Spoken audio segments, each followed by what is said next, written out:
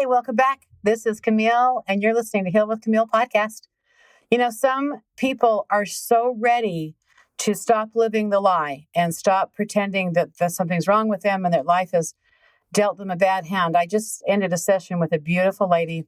She's from Brazil, and she was a product of a passionate exchange with her birth mom and birth father, but he didn't want anything to do with her, didn't want to be a father, wouldn't marry the mom, basically got a young girl pregnant and evaporated, wasn't her father. So she was mom's helper. She was oldest of, I think, 5 kids, all girls. And mom ended up marrying a man that was 10 years older than her. But she always felt like she didn't belong. She was an unwanted child. Again, her birth dad had nothing to do with her. So she just didn't feel worthy. She thought something was wrong with her, and she took it personal that her dad had nothing to do with her. Of course she did. Of course we would. Everyone would feel rejected by the birth father. And he passed away, and she never, ever got to know him or be part of his life. And now she's a mom of 2 girls. She's just turned 50 and struggling with her daughter, struggling with her husband. Her husband's a phenomenal father, phenomenal husband, loves her to death. And she doesn't let him. She doesn't want him to love her. She doesn't feel worthy. She's got such a complex about herself. Very Christian, takes care of everyone else but herself, doesn't want him to love her, doesn't feel worthy. This is just plaguing her, this self-loathing, this feeling of unworthiness. And it's been her whole life. And I just had the most massive breakthrough with her. It was extraordinary. It was beautiful. She took it in. She literally took it in. There's some trouble with one of her daughters, and she's just struggling so much to be able to love this child. And this child's probably a lot like her. And they are just going head to head with some things. And the fear in this mom of the kid not doing things right or not being fearful or not following God's orders, etc. It's kind of like what she's done her whole life is just lived by fear. And she's got to prove her worth and earn her love.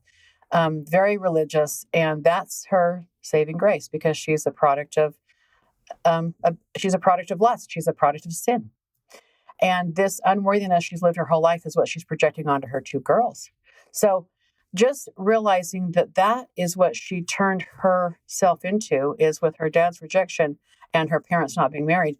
It meant to her, what she's turned that into, what she made that mean was she is not lovable. She's not worthy. And when you live like that your whole life, when you believe that you're not worthy your whole life, and you have to earn everything you get, and you've got to be fearful and control everything, you're not easy to be around. You're difficult to be around. You have high caliber, you have good character, but you're not trusting anybody. And so people don't communicate the truth with you. They lie to you. And then you get mad at them because, why are you lying to me? You're sinning, so to speak. But this judgment, this fear, and the control is just enormous. So this last half hour was extraordinary. And she just really figured out with me that this lie something was really wrong with her. And this was as a young little girl. She figured out that she was not loved by her dad. Because of that, she's pushed everybody away. She never has fun. She doesn't laugh. She doesn't goof off. She doesn't ever party. Not that she needs to, but she is so serious-minded. And it's like she's lived as a nun. She's lived her life just so staunch, religious, and just hasn't really let herself go in any way, shape, or form with self-expression. And then she's married a guy. Her husband is really self-expressed. He's really passionate about living. And, the irony is that, he picked her and she picked him, and they pick each other for, again, mother reasons. They both have mother issues. But for her to realize and have a breakthrough that she's been thinking that something's wrong with her this whole time, and the consequences of believing that something's wrong with her has just been an enormous impact on her. And she just sat there and stared at me as I said to her, look, you're lying. You're lying about who you are. You're lying about how you came to be. This story, basically you have this married guy having sex with a beautiful Brazilian hot tamale, your mother. And that's been this story that you can't tell anybody. It's been this big secret. No, you're living a lie. Quit lying, quit pretending, because her daughters are lying. And then you're lying to everybody. You're lying to them. Why wouldn't they be liars? You're a liar. So just for me calling that out with love. I'm not judging her, but it's like, girl, you're lying because you're ashamed of that. You think you're a product of that. You think you're a product of that sin. Okay, you're the evidence. You're the evidence of an affair. So what? That doesn't mean anything about you. And that doesn't mean that you're unworthy. But just me saying that to her, and then it just resonates with her. Oh, wow. Well, no wonder her daughters are lying about what they're doing, So it registered that this is all coming full circle. Her daughters are doing what she has been doing her whole life. But she lied because it would harm her. Well, the kids are lying because it's going to harm them. We're all lying about our secrets and our sins, yeah? So as she's registering, wow, and she thinks she's lying for different reasons, she's really not. We're all lying for the same thing, to protect ourselves. So we are not judged, yet she's the harshest judge and critic of herself. So just as that washes over her, I'm telling you, she left my office 20 years younger. She just fell apart. She started sobbing. It's interesting when I'm tapping into people like that, when they're in the moment of having their breakthrough, I'm saying what they're feeling. I'm just tapped into their psyche and their emotions. And the husband's crying as I'm saying, and you don't let him love you. And he's never going to leave you. And he's trying to prove to you that he's not your father. And then I say, is this true? And he says, yeah. And when we fight, she says, you don't love me and you never love me and all these things. And I said, well, that's not you. That's her father, right? He says, yeah, that's exactly what I've told her. Like all of these things that I'm intuiting in those moments when she's realizing that he's always been there for her. He's never not loved her. It was her father that she's projecting on him. Again, it's her wound. It's her original wound. And from that wound is the lie.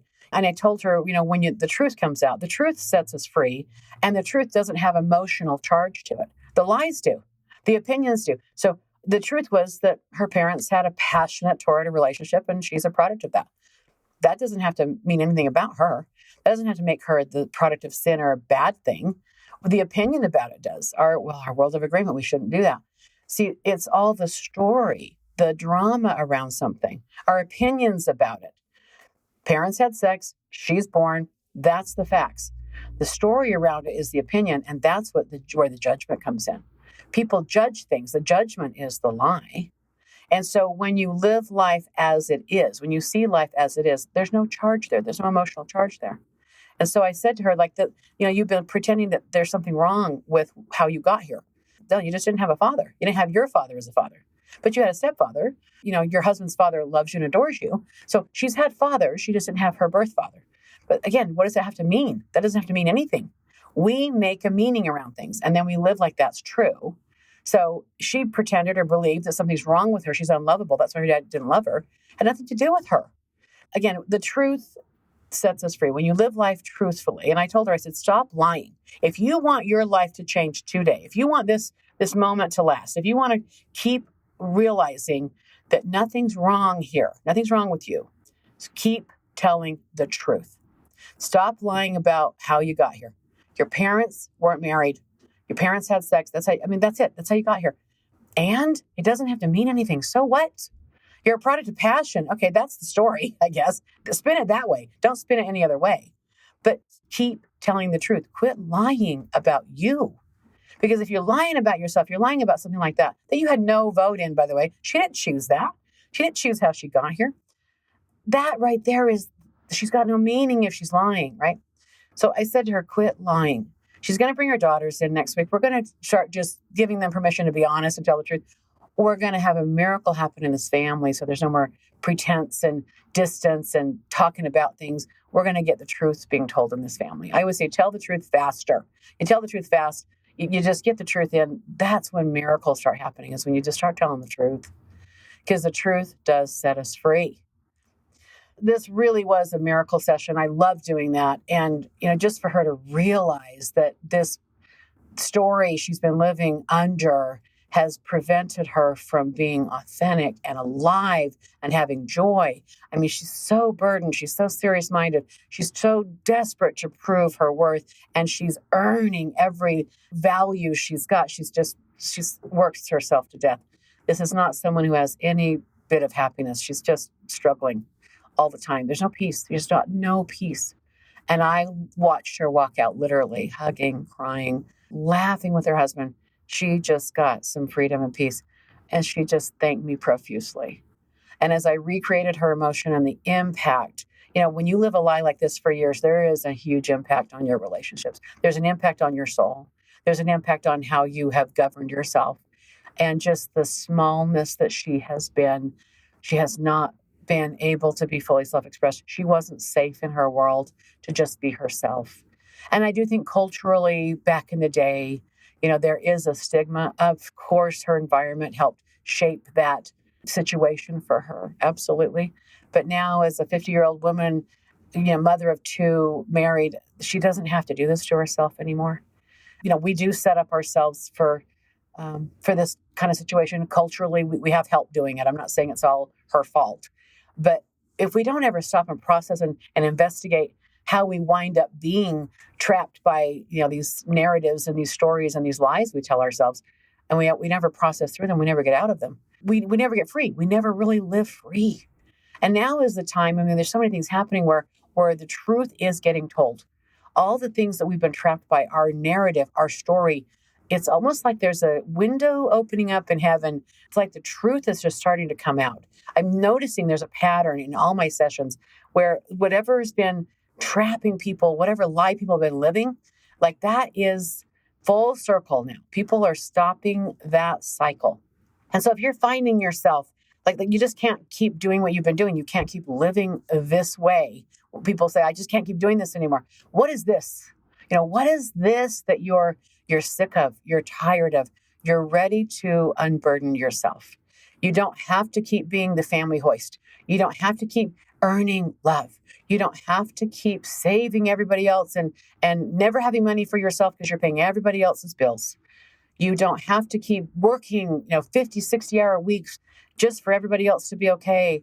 You can save some of that money. You can save yourself. You don't have to not work out because you don't have time for you. You don't have to be a slave anymore, a slave to other people. You don't have to please everybody anymore. There's so many things people do that's a knee-jerk reaction. It's autopilot, codependent way, or unworthy. You don't have to stay with people you're miserable with. You don't have to keep pretending you're happy when you're not. So all these things that we do to just stay in a survival mode, I'm telling you, stop and take an inventory of what is it you're doing purely out of duty or obligation, or because you, quote, have to. You don't have to anymore. You just don't have to anymore. There is a way that you can walk away from a relationship or walk away from a job or, even transform yourself inside of a relationship and stay in a relationship. You don't have to lie anymore. How about that? You don't have to lie anymore. People can hear the truth. People can handle the truth. And I help people do that. That is so freeing. I talk to couples, and maybe one couple, the wife comes in, the husband comes in, the partner comes in, and they say, I just can't tell her. I can't tell him. They couldn't handle. Well, guess what? Yes, they can. If they're with you, they probably know. They probably know on some level something. And if they don't, well, then you're living a lie. And I don't know what you're getting out of it. I don't know what they're getting out of it. Maybe, well, if they're dying, they're sick. Okay, well, maybe they're better off, not having to deal with someone who's lying to them. I don't know. And maybe there's ways to go about life where you don't have to pretend. So maybe it's just getting it off your chest, right? Even people that have done something in their past that they feel guilty about. The guilt's killing you. Okay? Confess it. Talk to somebody that can be trusted. Share what's going on. There's just ways to unburden yourself where you don't have to stay trapped and stuck. Life is really meant to be open and honest about. Everybody's got things in their past they're not proud of, but it doesn't have to endure and punish you and hold you back. Einstein said, he was asked a question by one of his students, what's the most important question to ask you, Einstein? And Einstein said, am I safe here? Because if we don't wake up and feel like we're safe in our environment, we're safe to be ourselves, then we aren't self-expressed. We're not growing. We're not learning. We're not moving about the world in a way that is authentic. And we're not able to learn because we don't feel like we're safe here. And I don't mean safe as in we're going to be abused. That's one way. People are judging us or angry with us or mean, or we're in wartime. We're not safe like that physically, maybe. But I'm talking even, what if someone's going to find out that I did something wrong? The guilt, the guilty mind. And a lot of religious cultures are like this. I looked around, I'm sinning in my mind. People have this weird relationship with guilt. There's things we do. If you flip someone off, if you're road raging, if you If you have harmed somebody, if you've hurt them physically, maybe you do feel guilt. There's remorse there. Maybe you beat them up and when you were a teenager. Okay. That's something maybe you have a little remorse for. Well, you clean that up. You can say you're sorry. Maybe you do time. Well, that's something that you're working through. And you should have remorse for some of those things. But if you have, like thought guilt, I had someone say this to me the other day. Well, I don't want to believe that or think that. I'll have horrible guilt for that. Well, now you're policing your own thoughts. Look, sometimes just thoughts are thoughts. And if you're stopping my thought, I can't think that. Man, that's just nowhere to go to guilt. You just have to have permission and allowance. Sometimes your instincts are right on. Your feelings just are. I don't know if you always have control over your feelings. I don't know if you have control over your thoughts all the time either.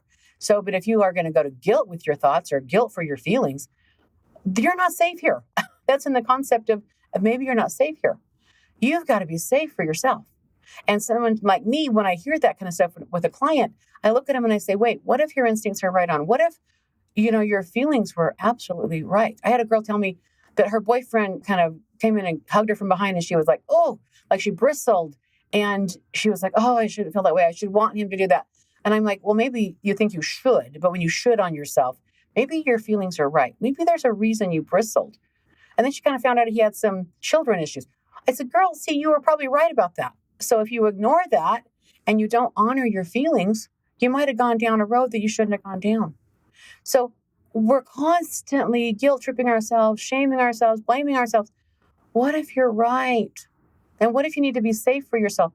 Thoughts are thoughts, feelings are feelings, but you're your own person. You've got to be your best friend. You've got to be the person that listens and that doesn't judge and doesn't shut yourself down.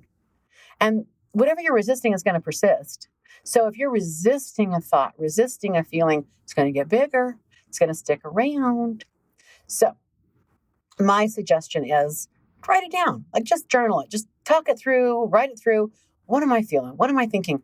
You could have the biggest breakthrough of your life by allowing and giving permission and giving a blessing to yourself just to vent, just to speak, just to give yourself permission to be you, to vent, to share, to be self-expressed.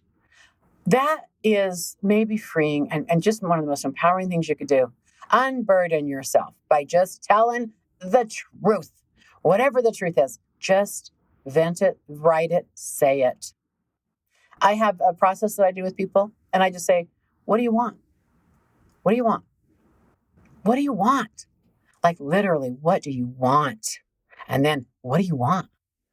And I do this for an hour.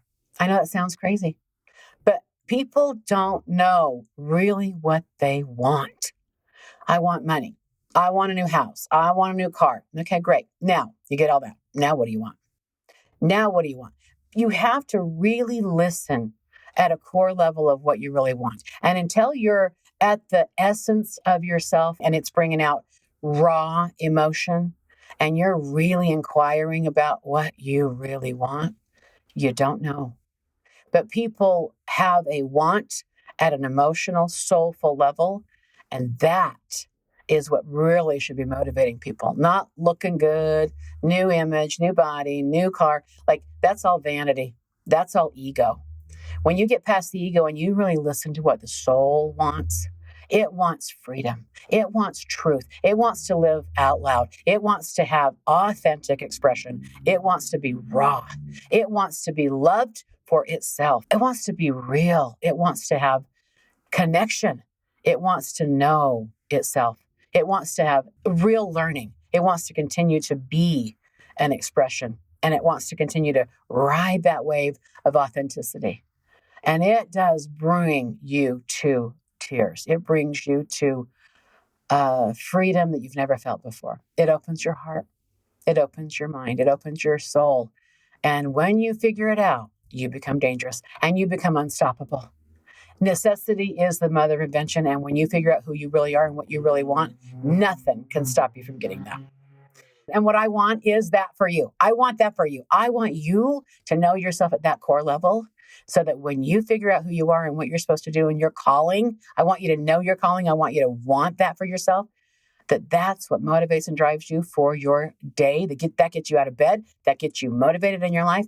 And that is steering you. That is driving you. That is causing your results. And that's causing everything you say And that's at the source of all your results. And that right there gives you fulfillment. And that's a life worth living. That's a relationship to you, and you love your life. And I'd like to help you get that. So if any of this sounds great to you, get a hold of me and let's get in session. You can find me on my website at healwithkimile.com, HEAL with KIMILE.com. You won't regret spending time with me. Thanks for listening. Bye now.